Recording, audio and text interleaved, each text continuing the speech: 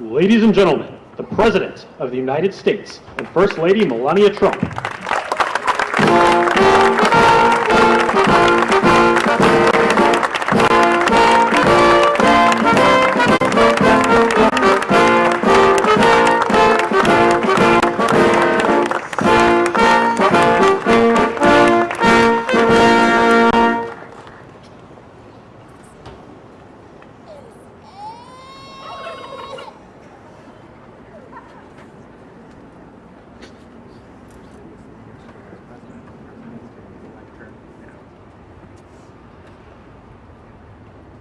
Thank you very much, and I hope you like our new beautiful patio with matching stone to the White House. If this were grass today, you'd be sinking into the mud like they've done for many years, and you would be very unhappy. Please, thank you very much.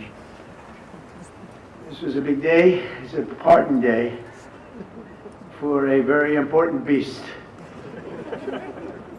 On behalf of the First Lady and the entire Trump family, I want to wish all Americans a very, very happy Thanksgiving. It's a great time of the year, and our country is doing really well, economically, like we've never done before. Today, we continue a time-honored American tradition. Well, that's a well-trained turkey. See how happy he is? In a few moments, I will grant a full, absolute, and unconditional presidential pardon to two handsome Thanksgiving turkeys. And this is their lucky day. This is a lucky day for them. But before going any further, I want to make an important announcement, because you remember last year, after a thorough and very rigorous investigation by Pam Bondi and all of the people at the Department of Justice, the FBI, the CIA, the White House Counsel's Office, and the Department of Everything. We have a Department of Everything. You know what that is? I think that's called the White House. Into a terrible situation caused by a man named Sleepy Joe Biden. He used an auto pen last year for the turkey's pardon. So I have the official duty to determine, and I have determined, that last year's turkey pardons are totally invalid. As are the pardons of about every other person that was pardoned, other than, where's Hunter? No, Hunter's was good. That was the one pardon, Pam, that was good, right? The rest of them are all invalid. I don't know what the hell you're going to do about that, but that's, now we can take a little of the joking. That is a mess. But they're hereby null and void. The turkeys known as Peach and Blossom last year have been located, and they were on their way to be processed, in other words, to be killed.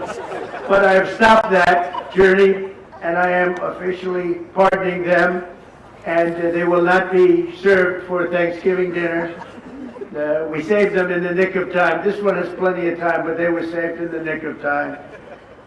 We're thrilled to be joined today by Vice President J.D. Vance, Second Lady Usha Vance, their daughter Mirabelle, and along with Attorney General Pam Bondi, Secretaries Marco Rubio, Scott Bessent, Pete Hegseth, Brooke Rollins, Howard Lutnick, Linda McMahon, Scott Turner, Administrator Lee Zeldin, who's done a great job.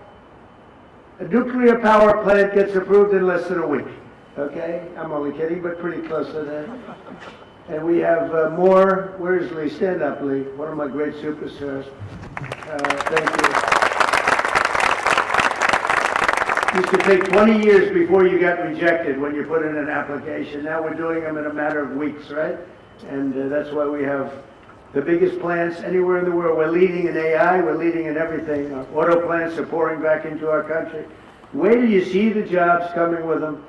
But many of them are under construction, but Lee's done a great job in getting those approvals. I appreciate it very much. FBI Director Kash Patel has been very busy doing a great job. Also, thank you, Kash. Along with members of, see, you got a following, Kash. Along with members of Congress, and in particular, I want to mention Jason Smith and David Rozier.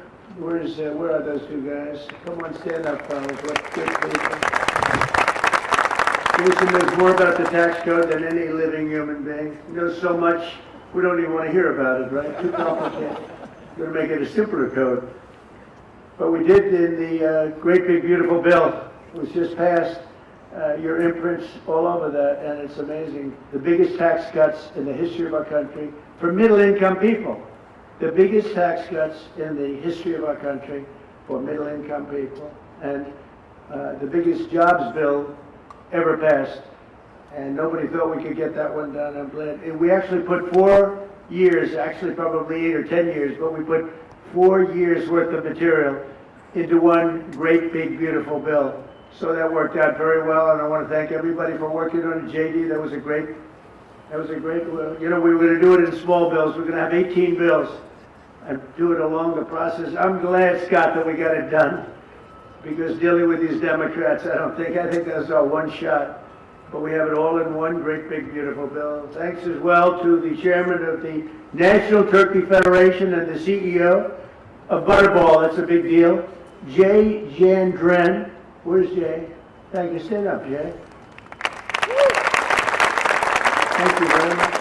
Along with his wife Leslie and their 3 children, as well as the farmer who raised these 2 magnificent birds, Travis Pittman and Wayne County, North Carolina. I won Wayne County by a lot. That means you had to vote for Trump, I think. I won by 92%. I like Wayne County. They're doing all right, right?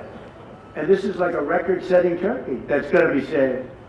The turkeys being pardoned today go by the names of Gobble and Waddle.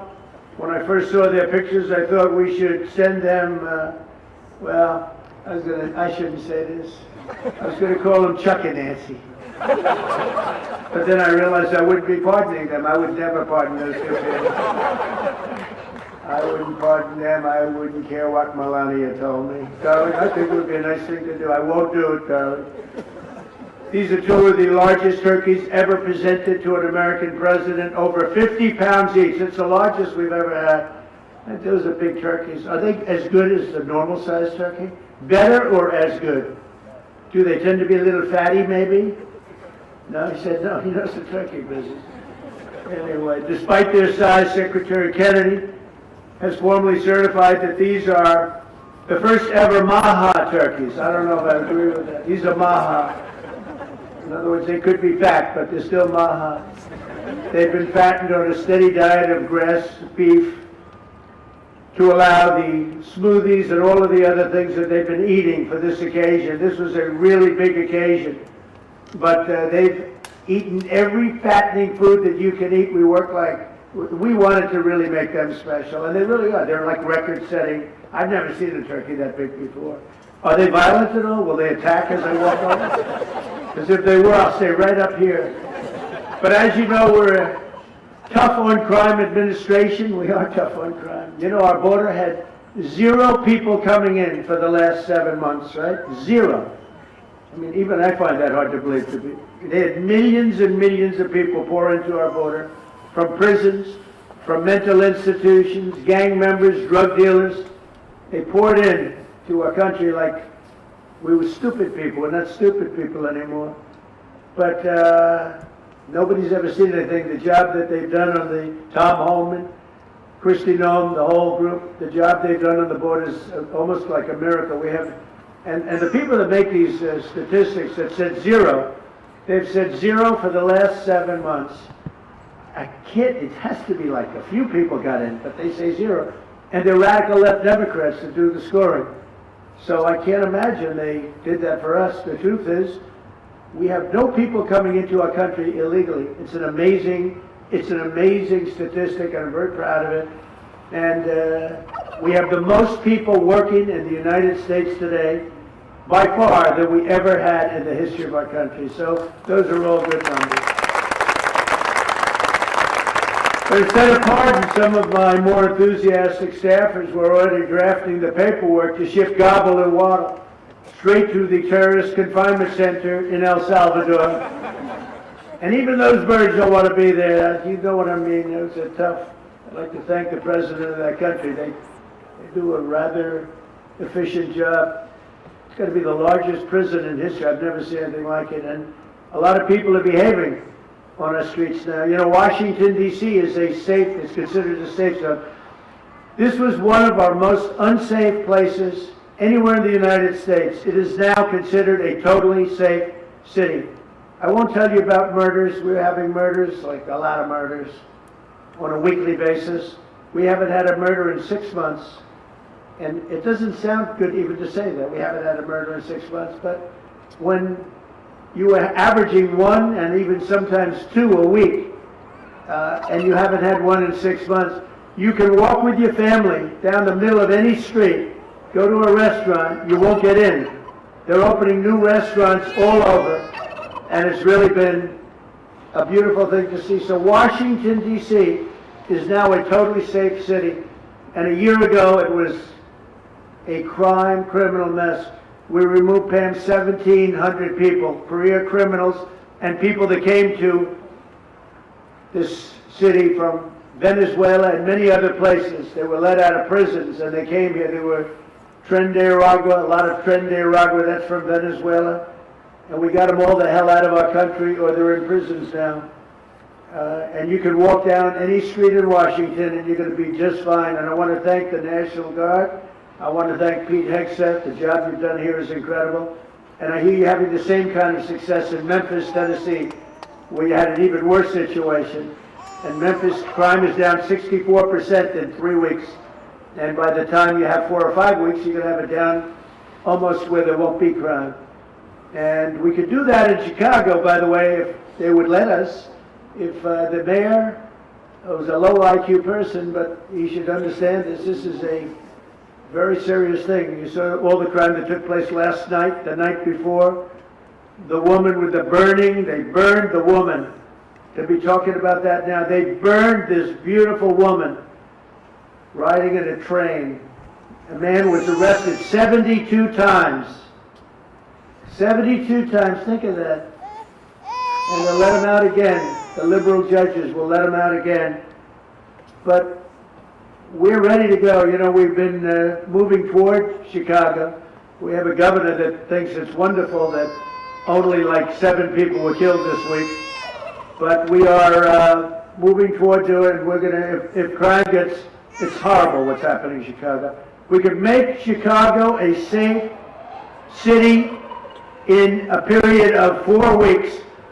In a period of 8 weeks, 9 weeks, 10 weeks, it would be totally safe. And the people of Chicago want us to go there.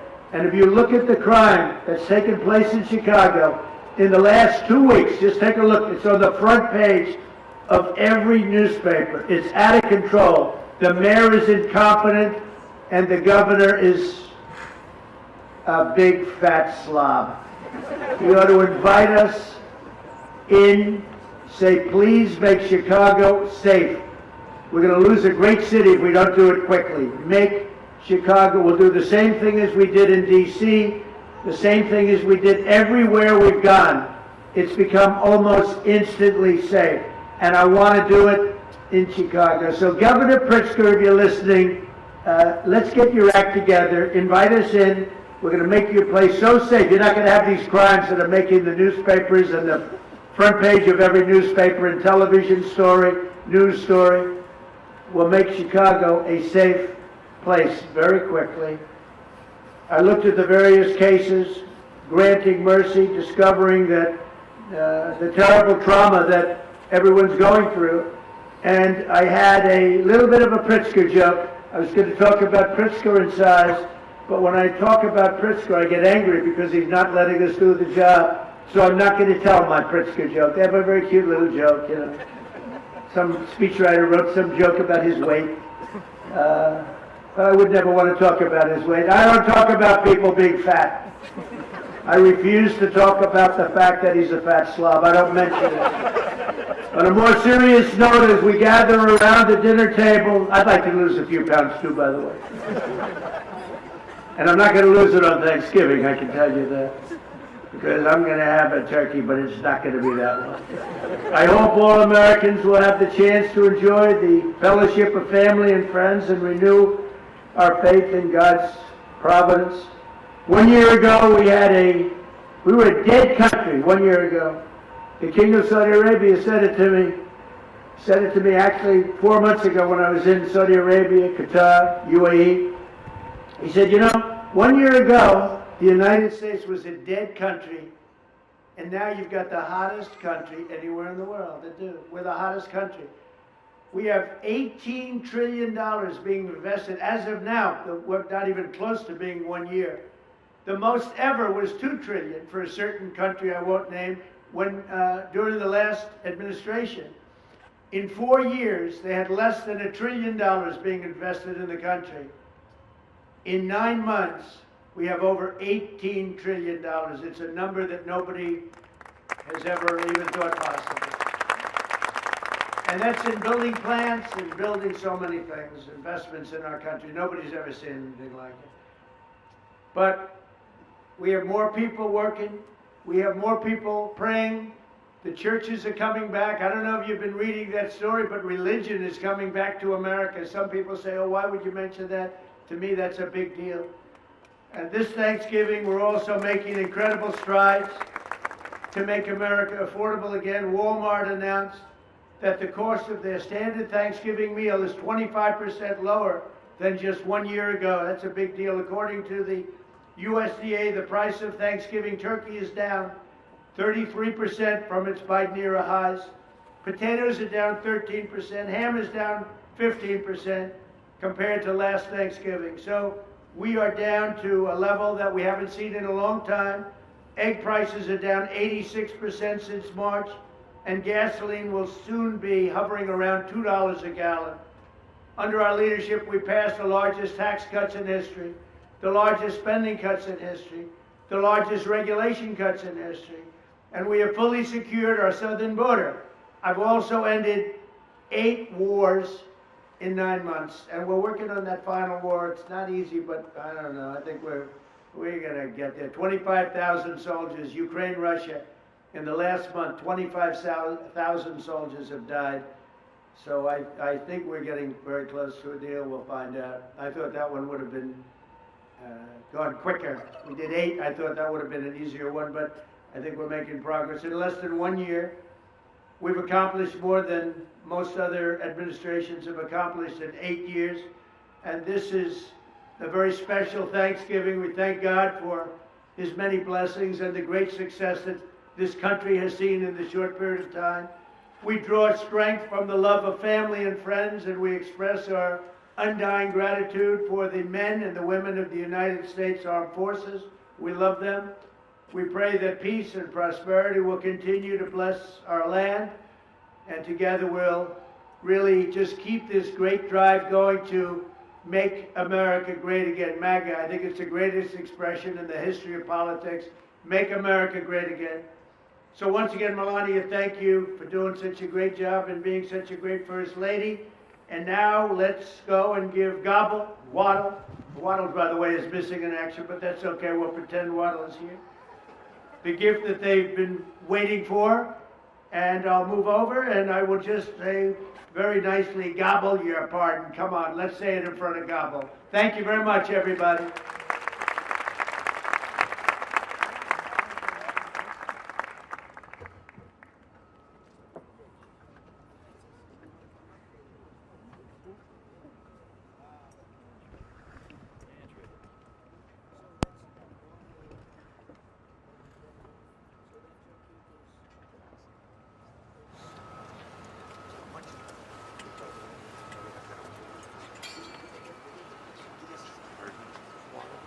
Just asked if they Looks get like a bigger. rather violent bird.